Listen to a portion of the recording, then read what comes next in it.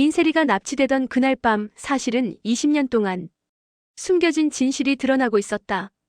민경채는 골목 한가운데에 널브러진 가방과 찢어진 지갑, 그리고 끌려간 듯 길게 이어진 자국들을 보는 순간 숨이 목에 걸려 내려가지 않았다. 머릿속이 허옇게 비어버렸는데도 이상하게 하나만 또렷했다. 아, 이 집안이 이제 진짜 끝나는구나. 하지만 그 생각은 아주 조금 후에 완전히 깨졌다. 끝이 아니라 훨씬 더 큰 지옥의 시작이었으니까. 민세리는 알바를 마치고 카페 문을 잠그며 혼자 웃었다.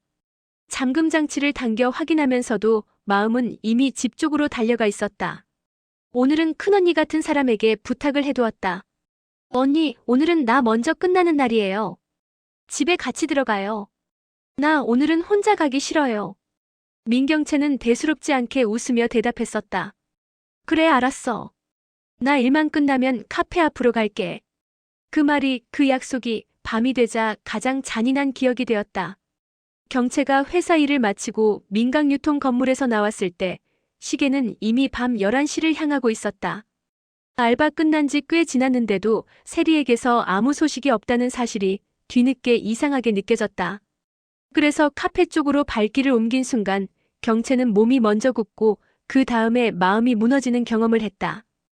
카페 앞 골목길. 세리의 가방이 찢어진 채 흩어져 있었고 카드와 동전이 아스팔트 위에 나뒹굴고 있었다. 또 한쪽에는 세리가 들고 다니던 작은 파우치가 터져 립밤과 잡다한 것들이 모두 쏟아져 있었다. 그 옆에는 핸드폰 하나가 버려진 듯 떨어져 있었다. 화면에는 세리 사진이 떠 있었고 액정에는 잔금이 쫙 퍼져 있었다. 경채는 다리에 힘이 풀려도 몸이 그냥 앞으로 쏠렸다. 설마 아닐 거야. 세리야, 장난이지. 그 순간 머릿속이 새카매졌지만 이상하게 몸은 아주 단순하게 움직였다. 카페 문을 두드리고 온 힘을 다해 소리 지르고 놀란 카페 사장을 끌어내 안으로 들어가 CCTV 화면을 확인하게 만들었다. 그리고 거의 숨이 끊어질 뻔한 채로 화면을 보았다. 세리가 문을 잠그고 나온다. 웃으면서 가벼운 발걸음으로 골목을 향해 걷는다. 그 뒤로 천천히 미끄러지듯 검은색 밴 한 대가 따라 붙는다. 차문이 열리고 얼굴을 가린 사람 둘이 내린다. 세리가 느리게 뒤돌아본다. 한 사람이 뒤에서 세리의 입을 막고 다른 사람이 팔을 비틀어 끌어당긴다. 세리가 온몸으로 버티지만 아무 소리가 들리지 않는다. 가방이 떨어지고 핸드폰이 튀어나가고 몸이 질질 끌리며 그림자 속으로 사라진다. 그리고 끝. 겨우 몇십 초. 안 돼. 경채는 그 자리에서 무릎을 꿇었다. 목이 막혀서 소리가 잘 나오지도 않았다. 카페 사장은 어쩔 줄 몰라 하면서 말했다. 이거 신고해야 하는 거 아닌가요? 그 말을 듣고도 경채는 바로 대답하지 못했다. 머릿속에 떠오르는 얼굴들이 너무 많았다. 민세리를 노릴 만한 사람, 민강유통을 노리는 사람, 자신을 미워하는 사람, 집안 재산을 탐내는 사람. 그 얼굴들 맨 앞에 백설이가 떠올랐다가 곧 민두식이 겹쳐지고 김선재가 끼어들었다. 미친 생각이라는 걸 알면서도 그 순간에는 모든 사람이 의심스러웠다.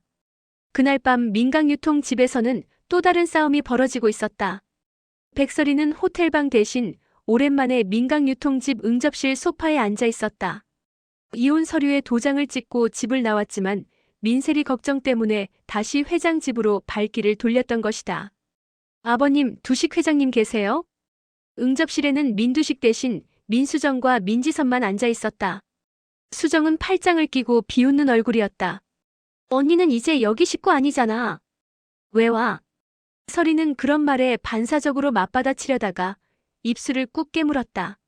세리 때문에 왔어. 오늘 알바 늦게까지 한다고 해서 그냥 마음이 불안해. 지섭이 그제야 얼굴을 찡그렸다. 세리가? 카페에서 일하는 거 말하는 거야? 뭐 늦게까지 있다가 들어오겠지. 아니야. 이상해. 오늘따라 계속 가슴이 쿡쿡 찔려.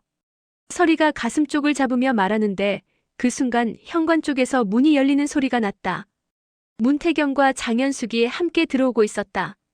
연숙은 서둘러 설이에게 다가왔다. 루시야, 얼굴이 왜 그래? 피가 하나도 없다. 설이는 자리에서 벌떡 일어나 연숙의 손을 붙잡았다. 여사님, 이상해요. 세리가 오늘 계속 마음에 걸려요. 그냥 안 돌아올 것 같아. 말이 떨어지기도 전에 집안 종업원 하나가 숨을 헐떡이며 뛰어들어왔다. 사모님 아니, 전 사모님 큰일 났습니다.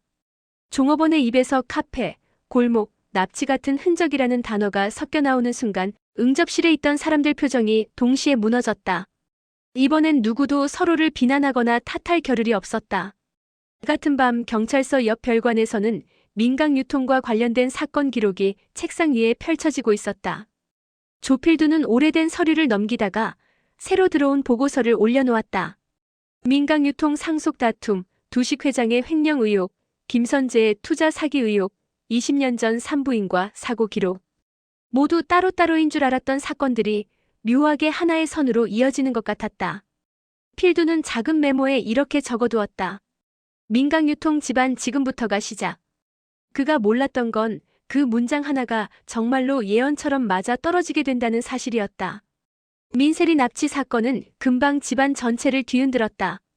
경찰서에는 민경채, 백설의, 문태경, 장현숙 그리고 김선재까지 한자리에 모였다. 각자 다른 이유로 같은 이름 하나를 놓고 몸서리를 치고 있었다. 세리. 세리가 없으면 아무 의미도 없다는 듯 모두의 얼굴이 부서져 있었다. 그러나 사람마다 떠올리는 생각은 달랐다. 백설이는 내가 뒤늦게라도 데려오겠다고 한 그 아이가 이렇게 사라지는 건 아니야. 절대 안 돼. 민경채는 20년 동안 키운 내 인생 전부인데 세리까지 잃으면 난 진짜 아무것도 못 버틴다. 김선재는 내 딸이다. 세리만 돌아오면 이번엔 절대 뺏기지 않을 거다. 법으로든 돈으로든. 문태경은 세리를 건드린 사람은 민강유통을 무너뜨리려는 적이다. 누군지 끝까지 잡아야 한다. 각자의 속마음이 서로 다른 방향을 향해 얽히면서 아무 말도 하지 않는 침묵이 더 무거워졌다. 이때 공 실장이 경찰서로 들어왔다. 언제나처럼 단정한 정장을 입었지만 얼굴빛은 어딘가 이상하게 굳어 있었다. 공 실장님 여기까지 왜? 연숙이 놀라 묻자 공 실장은 단호한 눈으로 서리와 경채를 번갈아 쳐다보았다. 이제 제가 숨긴 이야기를 꺼낼 때가 된 것 같습니다. 공 실장이 그렇게 말하는 순간 민강유통 집안의 20년짜리 비밀이 납치 사건과 함께 한 번에 터질 것 같은 기분이 방안을 짓눌렀다. 그리고 그 불길한 느낌은 틀리지 않았다. 세 사람, 세 아이 한 번의 사고. 공 실장은 20년 전 병원 응급실 이야기를 처음부터 꺼냈다. 그날 새벽 산부인과 응급실에는 3명의 산모가 거의 동시에 들어왔다고 했다. 민경채, 백설이, 그리고 신원 미상의 교통사고 환자. 경채는 조산 기미로 실려왔고 설이는 예정보다 조금 빠른 진통이 시작돼 들어왔다.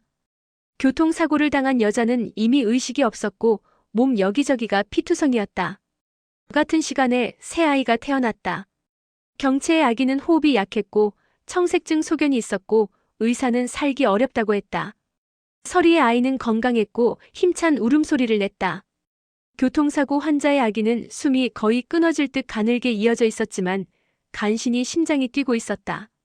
공 실장은 떨리는 손을 감추지 못하고 말했다. 그날 저는 경채 아가씨의 얼굴을 보고 있었어요. 아기를 살려달라는 말도 못하고 눈만 뜨고 있는 그 표정을 지금도 잊을 수가 없습니다. 의사는 말했다. 살기 힘들 겁니다. 마음의 준비를 하셔야. 그 말이 끝나기도 전에 경채의 아기 심전도 선이 거의 평평해졌다. 공 실장은 공포에 질렸다. 그 순간 저는 두려웠습니다. 아기가 죽으면 민경채도 무너질 거라고 생각했어요. 그리고 회장님이 두식이 그 모습을 보면 또다시 누구를 탓할지 뻔했으니까요. 그래서 공 실장은 스스로도 믿기 힘든 선택을 했다. 경채에게 가장 건강한 아이 하나를 안겨준 것이다. 그 아이가 바로 민셀이었다. 설이의 배에서 나온 아이였다. 전 그때 다른 생각을 했습니다. 약간만 바꾸면 모두가 사는 길이라고. 공 실장은 자책하듯 말을 이었다. 설이에게는 교통사고 여자의 아이가 넘어갔다. 그 아이가 바로 백미소였다. 그리고 호흡이 꺼진 줄 알았던 경채의 아기는 병원 도착 후 다시 숨을 쉬기 시작했다. 그때 공 실장은 두 번째 선택을 했다. 살아난 아이를 고아원 앞에 두고 온 것이다. 그 아이가 최은지입니다. 공 실장의 고백이 끝나는 순간 방 안 공기가 얼어붙었다. 서리는 심장이 밖으로 튀어나올 것처럼 뛰었다. 그러니까 세리가 내 배에서 나온 아이고, 미소는 교통사고 여자의 아이고, 은지는 경채 아가씨 친딸입니다. 공 실장은 고개를 숙였다. 전 그때부터 매일 죄책감에 시달렸습니다. 언젠가는 바로 잡아야 한다는 걸 알면서도 두식 회장의 눈이 두려웠고 자리가 무서웠습니다. 그 말을 듣는 동안 민두식의 얼굴은 창백해졌다. 미친 짓을 했군. 두식은 이를 악물었다. 내가 감히 우리 집안을 가지고 장난을 쳤다고. 공 실장은 피식 웃었다. 회장님 장난이었으면 이렇게까지는 안 됐겠죠. 그날 이후 이 집안 모든 관계가 거짓 위에 쌓였습니다. 회장님의 욕심도 제 비겁함도 그 위에 무너질 겁니다. 그 말에 아무도 선뜻 반박하지 못했다. 하지만 이 모든 고백은 아직 시작에 불과했다. 납치된 세리는 어디에 있는지, 누가 데려갔는지 아무도 모르는 상태였다.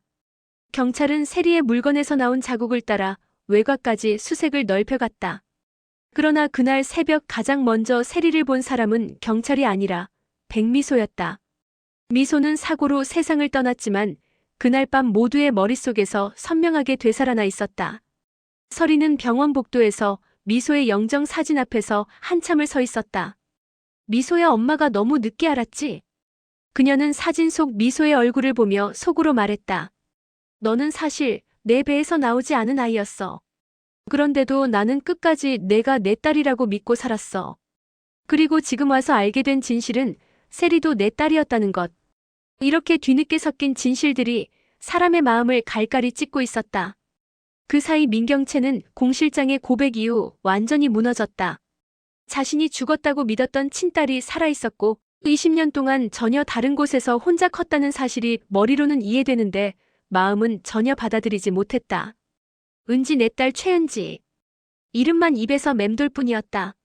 그럼에도 경채는 세리를 먼저 찾는 일이 급하다는 걸 알고 있었다. 세리를 잃으면 자신이 은지를 만나도 아무 의미가 없을 것 같았다. 며칠 뒤 세리는 결국 발견되었다. 외곽의 공장 건물 한켠 의자에 묶인 채. 몸에는 큰 상처는 없었다. 대신 눈빛이 완전히 달라져 있었다. 겁에 질려서가 아니라 자신이 걸어온 모든 시간이 한꺼번에 뒤집힌 사람의 눈빛이었다. 세리는 알고 있었다. 납치 과정에서 공 실장이 스스로 입 밖에 꺼낸 말들을 들었기 때문이다. 자신이 누구의 배에서 나왔고 누구 집에서 자라고 누구를 밀어 떨어뜨렸는지. 세리에게 가장 큰 충격은 자신이 괴롭히고 밀어 떨어뜨린 백미소가 사실은 민경채의 친딸이었다는 점이었다. 그럼 나는 엄마라고 믿었던 사람의 진짜 딸을 죽인 셈이 되는 거야. 이 사실 하나로 세리는 밤마다 잠에서 벌떡 일어나 숨을 헐떡였다. 민경채를 향한 사랑과 미움, 서리를 향한 서운함과 그리움, 미소를 향한 질투와 후회가 한꺼번에 밀려왔다. 세리는 어떤 감정부터 정리해야 할지 알 수 없었다. 그 시간 동안 밖에서는 또 다른 전쟁이 준비되고 있었다. 김선재는 세리 납치 사건을 계기로 마음속 결심을 굳혔다. 이제는 법대로 가야겠지. 그는 변호사를 찾아갔다. 민세리에 대한 친권 소송을 준비하기 위해서였다. 혈연, 경제력, 안정된 환경. 모든 것을 서류로 증명해 법정에서 싸우겠다는 생각이었다. 변호사는 서류를 검토하며 말했다. 민경채 씨는 법적으로 양육자였지만 친모가 아닌 것이 드러났으니 큰 힘은 없습니다. 백설혜 씨는 법적으로 어머니가 아니고요. 선재 씨가 친부라는 게 확인된 이상 조건만 정리되면 상당히 유리합니다. 선재는 그 말을 듣고 무언가 속이 시원해지는 느낌을 받았다. 하지만 한편으로는 이상한 불안도 느꼈다. 세리가 나를 싫어하더군요. 아이 마음은 시간이 지나면 달라질 수도 있습니다. 중요한 건 법이 누구 손을 들어주느냐입니다. 변호사의 말은 차갑지만 현실적이었다. 선재는 그 차가운 논리가 마음에 들었다. 사람의 감정보다는 법과 숫자가 더 믿을만해 보였다. 세리는 아직 어려. 언젠가는 알게 되겠지. 내가 돈과 이름으로 뭘 지켜줄 수 있는 사람인지. 그는 그렇게 자기 합리화를 했다. 하지만 이 논리는 곧 다른 사람의 욕심과 맞닿으면서 더 큰 싸움의 불씨가 되었다. 공 실장은 납치, 감금, 유기, 20년 전 아기 바꿔치기까지 모두 자백하고 구속되었다. 언론은 난리가 났다. 민간유통, 재벌가 아기 바꿔치기 스캔들. 친딸은 고아원, 남의 딸은 상속녀 20년 만에 드러난 진실. 오자경은 이 사건을 취재하며 사람들 반응을 직접 들었다. 시장 사람들은 말했다. 돈 있는 사람들 하는 짓 보라지. 애도 바꾸고 입 다물고 나중에는 서로 죽이네 살리네야. 인터넷에는 온갖 비난이 쏟아졌다. 미소 불쌍하다. 세리는 가해자 아니냐. 경채는 20년 동안 남의 딸 키운 피해자다. 한 사람 한 사람에게 다른 딱지가 붙었다. 그 비난은 곧 민강 유통의 주가로도 이어졌다. 상속 구도가 바뀔 수 있다는 소문, 회장 자리가 흔들릴 거라는 예측, 김선재의 투자 실패 소문까지 한꺼번에 섞여 민강 유통 주가는 출렁였다. 두식은 심장 쪽이 쿡쿡 쑤셔오는 걸 느끼며 가슴을 움켜쥐었다. 이놈의 집안 이 회사 다 내 피로 세운 건데. 의사가 이미 경고했던 심장질환이 스트레스로 더 악화되고 있었다. 그러나 두식은 병원에 눕는 대신 마지막까지 회장 자리에 매달렸다. 누가 내 회사를 가져갈지 두 눈 똑똑히 보고 갈 거다. 그 말은 곧 더 큰 전쟁 선포와 같았다. 한편 최은지는 다른 선택을 했다. 은지는 고아원에서 자라 편의점 야간 아르바이트, 주방 설거지, 새벽 배송, 온갖 일을 하며 살아왔다. 민강유통 같은 대기업 이름은 늘 포장지나 광고 속에만 존재했다. 그러다 자신의 출생을 듣게 되었을 때 은지는 잠깐 멍해졌다가 곧 차갑게 웃었다. 그래서요? 이러려고 이제 와서 찾아온 거예요? 은지는 울거나 무너지는 대신 계산을 시작했다. 재벌 집안의 딸이라는 사실은 감정보다 조건부터 떠오르게 했다. 상속, 주식, 지분, 권리. 버려진 아이가 자기 몫을 찾으면 안 되나요? 은지는 그렇게 마음을 정리했다. 민경채가 눈물로 사과하든 두식이 분노하든 서리가 미안해하든 상관없었다. 당신들이 만든 잘못이잖아요. 그 잘못 위해서만이라도 난 내 몫을 챙길 거예요. 은지는 민강유통 본사를 찾아가 서류를 책상 위에 올려놨다. 저 경채 씨 친딸입니다. DNA 검사 결과입니다. 이제 제자리부터 정리해볼까요? 그 말은 곧 새로운 판의 시작을 알리는 신호였다. 민강유통 사장실에는 백설이와 최은지 둘만 남았다. 설이는 손을 포개어 쥔 채 은지를 바라보았다. 은지 씨, 솔직히 말해요. 회사가 정말 갖고 싶은 거예요? 아니면 이 사람들이 무너지는 모습을 보고 싶은 거예요? 은지는 잠깐 침묵했다. 둘 다요. 솔직한 대답이었다. 20년 동안 손 하나 잡아주지 않은 사람들이잖아요. 고아원에서 슬리퍼 끌고 뛰어다닐 때, 아르바이트 하다 손이 터질 때 누구 하나 와서 묻지 않았어요. 너 힘들지? 그 말 한마디를 아무도 안 했어요. 은지는 스스로가 놀랄 정도로 담담하게 말했다. 그러니까요, 이제라도 물어줄 사람들 옆에 서고 싶어요. 근데 그 사람들은 가족이 아니라 돈과 자리뿐이잖아요. 그러니까 난 그 자리부터 가져갈 거예요. 설이는 그 말을 듣고 오래전 자신의 모습을 떠올렸다. 젊은 시절 두식에게 사랑받지 못한 채 이름과 가문만으로 결혼했던 그때. 은지 씨, 나도 많이 놓쳤어요.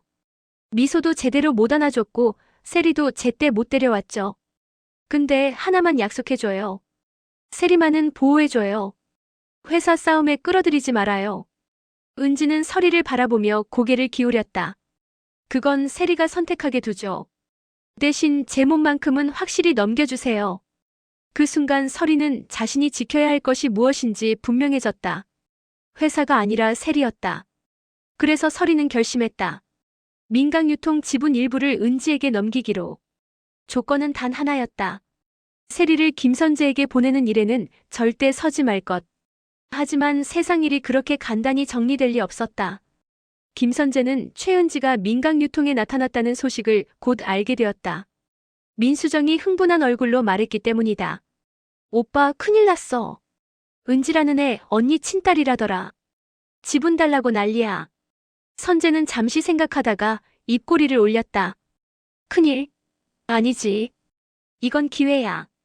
그의 머릿속에서 또 다른 계산이 시작됐다. 은지가 회사를 원하고 나는 세리를 원한다. 서로 필요한 걸 거래하면 되겠군. 선재는 은지에게 접근했다. 돈, 지분, 화려한 미래를 미끼로. 내가 원하는 대로 민각 유통을 내 이름으로 붙일 수 있게 도와줄게. 대신 법정에서 나를 도와줘.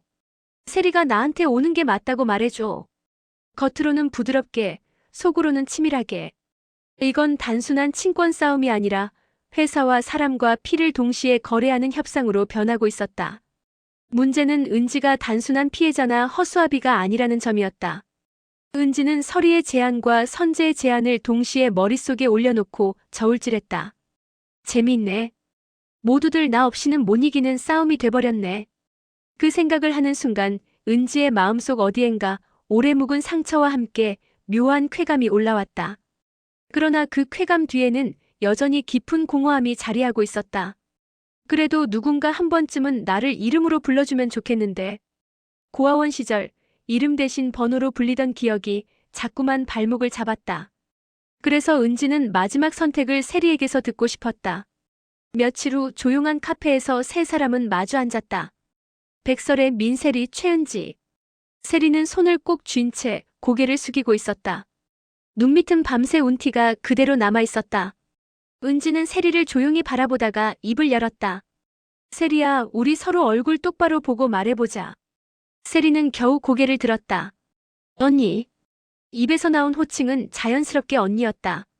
미소에게도 그렇게 불렀었고 지금 눈앞의 여자도 왠지 그렇게 불러야 할 것 같았다. 나 알아. 내가 미소 언니한테 한 짓.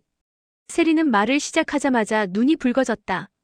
그때 나는 미소 언니가 내가 빼앗겨야 할 자리를 가진 것 같았어. 그래서 괴롭혔고 밀쳤고. 단어 하나하나가 세리를 찔렀다. 근데 알고 보니 미소 언니는 나 대신 경채 씨딸로 살았던 거고 나는 엄마 딸이었대. 세리는 백설이를 한번 바라보고 다시 은지를 바라보았다. 그럼 나는 엄마 딸이면서 언니 딸을 죽게 만든 사람인 거지. 질문은 은지에게로 향했지만 대답해야 할 사람은 설이 같았다. 그러나 은지가 먼저 입을 열었다. 세리야, 나도 그 생각 많이 해봤어. 은지는 종이컵을 한 번 쥐었다가 내려놓았다. 고아원에서 살면서 맨날 이런 상상했거든. 내 엄마가 언젠가 찾아오면 내가 왜 버려졌는지 말해줄까? 혹시 나 대신 예쁜 딸을 선택했을까? 이런 거. 은지는 어릴 적 자신을 떠올리며 천천히 말을 이어갔다. 근데 막상 진실을 들어보니까 다들 멍청했더라. 겁쟁이였고 비겁했고 자기 자리 지키려고 애들 인생을 섞어놓았더라. 그 말에 설이와 경채의 얼굴이 동시에 떠올랐지만 은지는 이름을 굳이 꺼내지 않았다. 그러니까 우리가 잘못한 것도 있지만 어른들 잘못이 훨씬 커. 너 혼자서 모든 죄를 짊어질 필요는 없어. 세리는 그 말을 듣고 숨을 크게 들이쉬었다. 근데 미소 언니는 없어. 세리는 두 손으로 얼굴을 가렸다. 내가 아무리 울어도 사과해도 미소 언니는 돌아오지 않아. 그런데 나는 이렇게 사랑받을 자격이 있을까? 그 질문은 설이의 심장에도 깊게 박혔다. 은지는 세리를 똑바로 바라보았다. 있어. 짧고 명확한 대답이었다. 넌 내 동생이야. 피가 어떻게 섞였든 결국 같은 사람들 손에서 태어났고 같은 사람들 때문에 꼬인 인생이야. 그러니까 나라도 한 명쯤은 내 편을 들어줄게. 세리는 그 말에 그대로 무너졌다. 언니나 엄마랑 살고 싶어. 엄마가 지켜주겠대.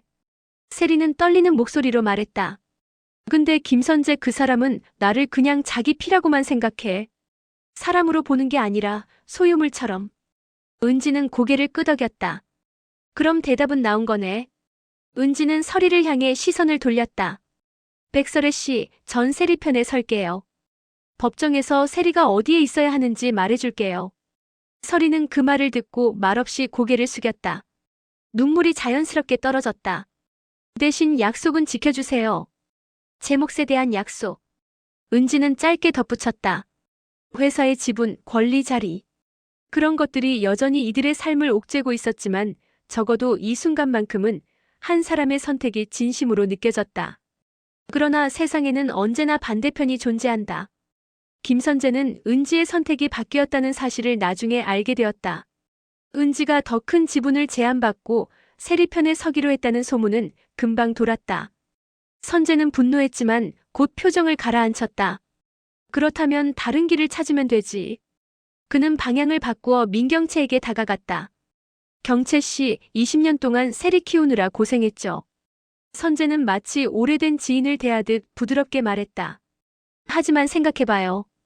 세리가 백설이랑 살면 진짜 행복할까요? 경채는 그 말을 듣고 입술을 깨물었다. 당신 뭘 노리는 거예요? 난 아빠로서 내 권리를 찾으려는 것뿐이에요. 선재는 웃으며 말했다. 경채 씨가 법정에서 한마디만 해줘요. 세리가 백설이보다 김선재와 사는 게 더 안정적이다. 그러면 우리 모두 덜 싸우고 끝낼 수 있어요. 경채는 머릿속이 복잡해졌다. 20년 동안 딸이라고 믿고 키웠던 세리. 친딸이 아니라는 사실이 밝혀진 뒤에도 마음은 쉽게 정리되지 않았다. 내가 엄마였다. 그건 변하지 않잖아. 그러나 동시에 진짜 딸인 은지가 자신을 밀어내고 회사를 요구하는 모습이 떠올랐다. 그 사이에서 경채는 점점 지쳐갔다. 선재의 말은 달콤했고 위험했다. 그럼에도 마지막으로 경채가 떠올린 얼굴은 세리였다. 세리가 나를 뭐라고 부를까? 엄마 배신자라고 부르겠지. 경채는 결국 고개를 저었다. 싫어요. 난 세리 편에 설 거예요. 그게 내가 할 수 있는 마지막 엄마 노릇이에요. 그 대답을 듣는 순간 선재의 얼굴에서 미소가 사라졌다. 이 집안 사람들 다들 나를 무시하는군. 그의 눈빛은 점점 더 위험한 방향으로 기울어갔다. 민강 유통을 둘러싼 싸움은 점점 더 복잡해졌다. 지부는 은지 쪽으로 이동하고 법정 싸움은 세리의 거취를 두고 준비되었고 두식의 건강은 눈에 띄게 나빠졌다. 심장질환에 스트레스로 인한 협심증까지 겹쳐 언제 쓰러져도 이상하지 않은 상태였다. 그러나 두식은 끝까지 자리에서 내려오지 않으려 했다. 내가 살아있는 동안에는 아무도 내 허락 없이 이 회사를 만지지 못하게 해라. 그 말은 아들 지섭과 딸 수정에게도 압박이 되었다. 수정은 오히려 이런 혼란을 기회로 삼으려 했다. 은지에게 접근의 의결권을 위임받고 자신이 사장 자리를 차지하려는 계획까지 세웠다. 은지 씨, 경영에는 관심 없다면서요? 그럼 의결권만 나한테 넘겨줘요. 난 어차피 이 집안에서 밀려난 사람이에요. 같이 손잡으면 우리가 이길 수 있어요. 그러나 은지는 흔들리지 않았다. 그 자리 탐내지 마요. 욕심내다가 지금 가진 것까지 잃어요. 전제 몫은 직접 챙길 거예요. 수정은 속으로 이를 갈았다. 다들 날 무시해 끝까지 봐. 그 분노가 앞으로 또 다른 파국을 부를지 아무도 알 수 없었다. 시간은 흘러 마침내 첫 번째 조정 기일을 앞둔 날이 다가왔다. 법원에서는 세리를 둘러싼 친권 다툼이 시작될 예정이었다. 법정 안에는 세 줄의 사람이 서게 될 것이다. 세리를 데려오려는 김선재, 세리를 지키려는 백설이, 그리고 자신이 버려졌던 20년의 대가를 회사와 지분으로 돌려받으려는 최은지. 각자의 뒤에는 민두식, 민경채, 장현숙, 문태경, 민수정, 민지석, 심지어 고인이 된 백미소의 이름까지 그림자처럼 따라붙어 있었다. 법정 바깥에서는 오자경이 취재 노트를 들고 조필두가 수사 파일을 들고 서로 다른 자리에서 이 사건을 지켜보고 있었다. 이 싸움 어디까지 갈 것 같습니까? 누군가 묻자 필두는 짧게 답했다. 아이 하나를 누가 데려갈지 싸우는 것처럼 보이지만 사실은 모두가 자기 죄를 어떻게 감출지 싸우는 겁니다. 그 말이 끝나는 순간 민강유통 건물 위로 구름이 천천히 몰려들고 있었다. 그 시각 호텔방에서는 또 다른 선택이 만들어지고 있었다. 세리는 작은 공책을 펴고 글자를 천천히 적고 있었다. 나는 잘못을 했다. 하지만 그 잘못 전부를 나 혼자 짊어지고 싶지는 않다. 나는 엄마와 살고 싶다. 민경채 씨도 잃고 싶지 않다. 은지 언니도 미소 언니 이름도 잊고 싶지 않다. 근데 세상은 우리를 편갈라 세워 싸우게 만든다. 세리는 글자를 적다가 펜을 내려놓았다. 만약 내가 직접 선택하면 모두가 나를 더 미워할까? 아니면 그때서야 진짜 나로 봐줄까? 이 질문의 답은 아직 누구도 알지 못했다. 다만 분명한 건 하나였다. 다음 주 법정에서 단순히 한 아이의 거취가 정해지는 게 아니라 20년 동안 뒤틀린 출생의 비밀, 파혼과 이혼, 배신과 거짓말, 금전 갈등과 사기, 투자 실패와 불륜, 은밀한 관계들과 가족 간 다툼, 고발과 비난, 죽음의 위협과 사고, 그리고 중대한 질병까지. 이 모든 것의 대가가 한꺼번에 청구될 것이라는 사실이었다. 그리고 그 중심에는 여전히 흔들리는 눈으로 세상을 바라보는 한 아이 민세리가 있었다. 과연 법정에서 누가 진짜 엄마와 아빠가 될까요? 민강유통의 주인은 끝내 누구 손에 돌아가게 될까요? 버려졌던 최은지는 복수가 아닌 다른 선택을 할 수 있을까요? 그리고 백미소의 이름은 이 싸움 속에서 어떻게 불리게 될까요? 다음 이야기가 궁금하시다면 구독과 좋아요 잊지 말아주세요. 계속해서 태양을 삼킨 여자의 뒤틀린 진실을 함께 따라가 봅시다.